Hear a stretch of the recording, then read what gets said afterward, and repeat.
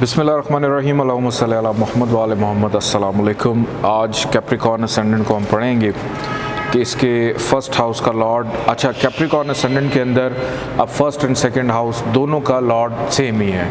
तो कैप्रिकॉर्न का हमारा एक ही लेक्चर होगा, चूँकि पहला और दूसरा घर ही हम लोग पढ़ रहे हैं कि कैप्रिकॉर्न ने फर्स्ट हाउस भी अपने पास रखा है, दूसरा भी ज़ोहल ने अपने पास ही रखा हुआ है। तो ज़ोहल के पास इस आइचे में दो घर हैं, पहला और दूसरा दोनों। तो ज़ोहल इस आइचे का सबसे अच्छा स्यारा बन जाता है, सबसे बेनिफिशियल, क्योंकि मेन कप्तानी सटन के पास आ गई है कि उसने अपनी ज़ात, अपनी शख्सियत, अपनी पर्सनालिटी को अपने पास रखा हुआ है, उसने अपने फाइनेंस को अपने पास रखा हुआ है, उसने अपना बोलना, गुफ्तगू, ये सारी चीज़ें उसने अपने पास रखी हुई हैं।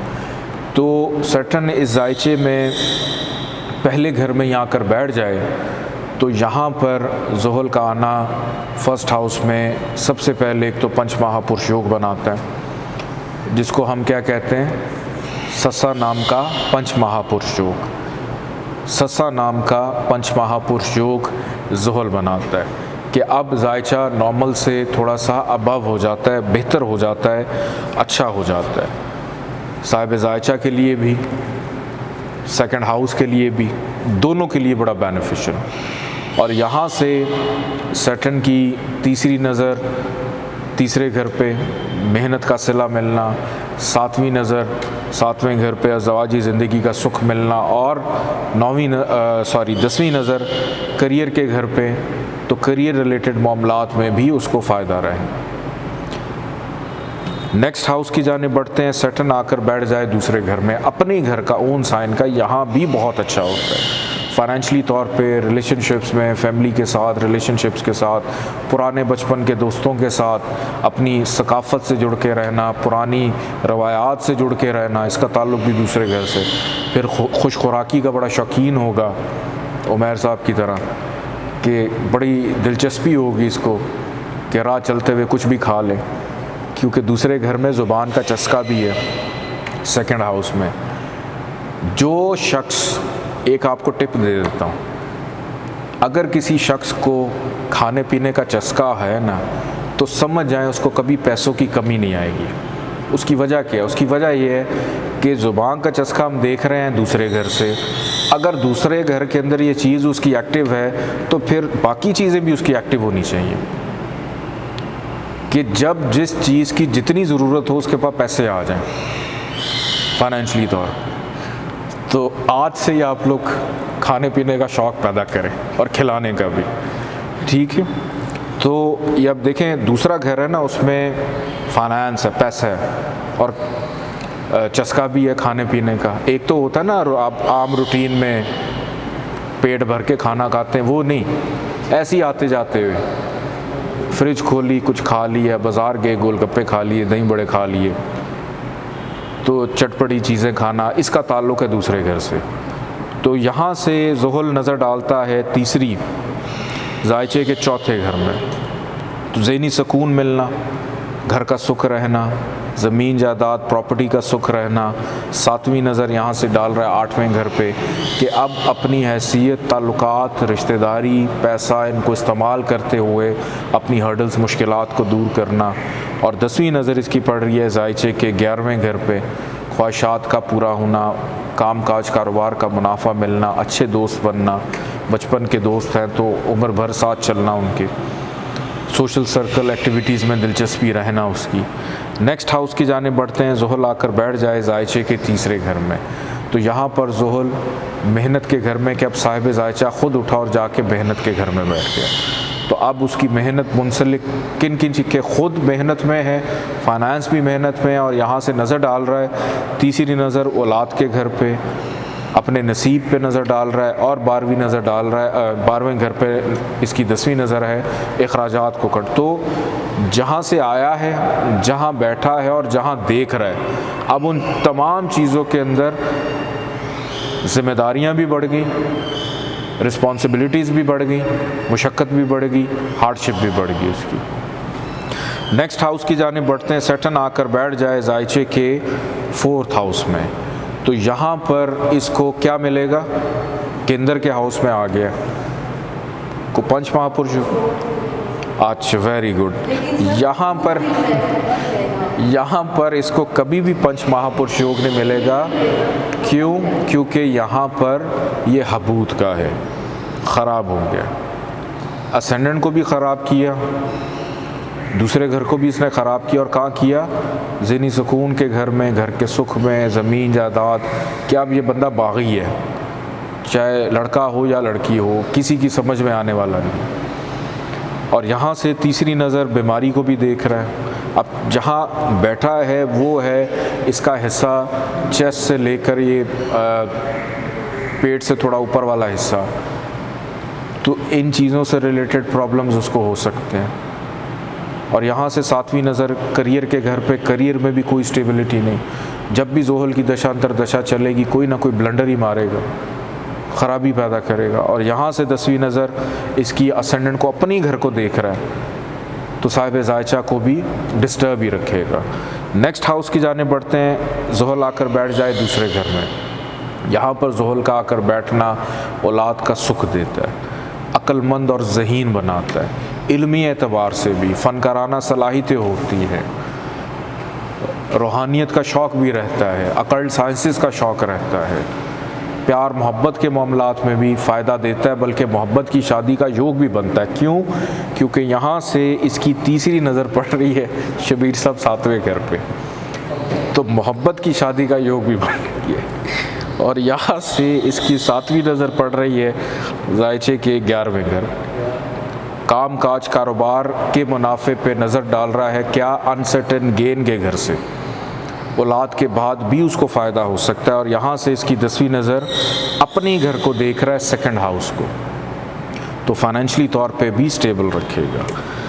सैटर्न आकर बैठ जाता है जायचे के 6ठे घर में, तो यहाँ पर सैटर्न ख़राब हो गया कि साहिब जायचा बीमारी में चला गया, ख़राबी, फाइनेंस की भी ख़राबी, कर्ज़े का भी शिकार रहेगा, रोग दुख तकलीफ़, चिड़चिड़ा बहुत होगा, और हमेशा दूसरों के रवैयों से मायूसी का गिला करता रहेगा या करती रहेगी।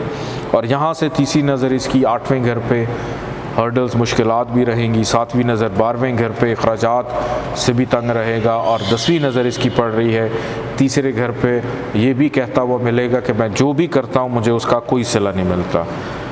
ये मत समझा करें कि मैं अगर बार बार जायचे की मिसाल किसी मेल से देता हूँ तो वो फीमेल के लिए भी होती है।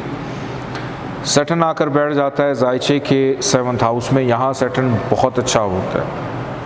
क्यों? क्योंकि असेंडेंट अपनी घर को देख रहा है, लगन को देख रहा है, इस वजह से भी बहुत अच्छा हो जाता है। और मैरिटल लाइफ में सुख देता है, शराकतदारी में सुख देता है, डेली वेजेस में सुख देता है, कानूनी मामलात मुआहदात में भी सुख देता है, फ़ायदा देता है उसमें, एग्रीमेंट्स में।